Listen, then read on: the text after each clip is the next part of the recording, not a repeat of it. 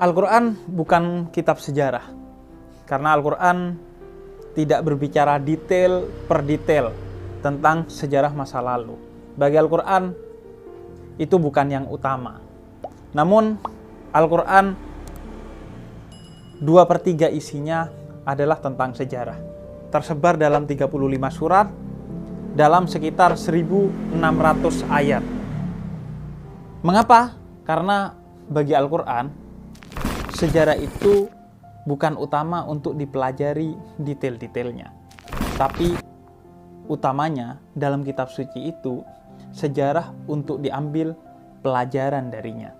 Agar kesalahan, kebodohan, kesesatan, dan kehilafan di masa lalu tidak kita ulangi di masa kita saat ini. Dan agar kehidupan kita terus bertumbuh menjadi lebih baik. Ngomongin sejarah, Al-Quran banyak berbicara tentang sejarah orang masa lalu yang sejarah itu bisa berulang pada kita saat ini dan manusia-manusia di masa depan. Karena itu penting kita belajar sejarah dari Al-Quran agar kita bukan menjadi orang-orang yang rugi. Salah satunya sejarah tentang Fir'aun. Kita semua insya Allah sangat kenal Fir'aun. Meskipun kita tidak pernah hidup semasa dengannya. Apalagi nge-follow akun media sosialnya. Wait, kalau Fir'aun punya media sosial, followersnya banyak nggak ya kira-kira? Jangan-jangan banyak. Karena seringnya kita mengaku beriman, tapi jadi followersnya iblis. Alhasil, kita mengenal betul Fir'aun, lantaran Al-Quran begitu detail memperkenalkannya.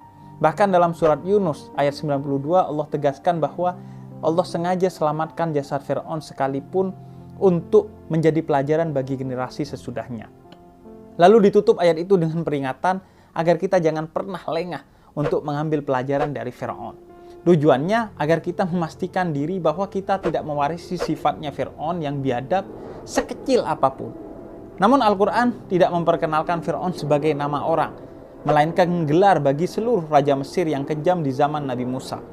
Al-Quran sering menyebut seorang dengan gelarnya dengan asumsi bahwa utamanya Al-Quran bukan mau gibahin orang yang buruk di masa lalu, tapi menjadikannya simbol keburukan untuk dihindari karena di setiap zaman akan ada saja orang yang mewarisi keburukan-keburukan itu.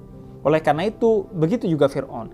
Ia adalah simbol kebiadaban yang secara detail dijelaskan sifat-sifat kebiadabannya dalam Al-Quran untuk kita waspadai. Apa saja? Pertama, dalam surat Ad-Dukhan ayat 31, Allah menyebut sifat Fir'aun adalah sombong. Begitu kentalnya sifat ini dalam diri Fir'aun, sehingga dalam bahasa Arab kata tafar'anah yang berarti memfir'aunkan diri atau kefir'aun-fir'aunan disinonimkan dengan kata takabbaro yang artinya menyombongkan diri. Orang sombong bukan hanya orang yang tak kenal Tuhannya, bahwa hanya Allah yang pantas dan berhak sombong karena Dia yang maha kuasa. Tapi dia juga tak mengenali bahwa dirinya ini sangat lemah. Betapa lemahnya kita sehingga kawan kita bikin grup WhatsApp yang gak ada kitanya aja, kita langsung overthinking dan merasa introvert. Kedua, dalam surat Az-Zukhraf ayat 54 dan surat Al-Mu'minun ayat 47, Allah menyebut sifat Fir'aun yang lain adalah memperbudak orang. Maka kita hamba Allah ini jangan pernah mewarisi sifat Fir'aun dalam bentuk apapun, berupa senioritas yang memperbudak, bos yang menindas, kakak yang merundung adiknya, suami yang menjajah istri atau sebaliknya, dan lain sebagainya. Yang boleh diperbudak hanyalah nafsu oleh akal kita. Yang ketiga, dalam surat Al-Qasas ayat 4, Allah menyebut sifat Fir'aun yang lain adalah memecah belah, sehingga rakyatnya terus bertikai dan mudah dikuasai. Persis sebagaimana politik penjajah di Indonesia dahulu, yakni politik divide et impera atau politik pecah belah. Maka muslim yang suka memecah belah berarti sejatinya dia mewarisi akhlak Fir'aun. Adapun akhlak Nabi Muhammad adalah mempersatukan yang terbelah. Keempat, dalam surat Ghafir ayat 29, Allah menyebut sifat Fir'aun yang lain adalah tidak mau mendengar pendapat orang lain. Dia hanya memandang bahwa dirinya yang benar. Apa yang menurutnya benar, itulah kebenaran yang sejati. Menurut selain dirinya, pasti salah. Sifat yang kadang ada dalam diri kita seperti ketika tweet war di media sosial dan lain sebagainya. Kelima, dalam suratul A'raf ayat 113 sampai 114, Allah menyebut sifat Fir'aun itu percaya kepada sihir. Sesuatu yang aneh, dia mengaku sebagai Tuhan tapi percaya kepada sihir. Maka siapapun muslim yang percaya dan berlindung pada selain Allah, apalagi sihir, sungguh dia sedang ke Fir'aun-Fir'aunan yang patut kita bertobat atasnya. Jadi jangan jadi Fir'aun, tapi Nabi Muhammad.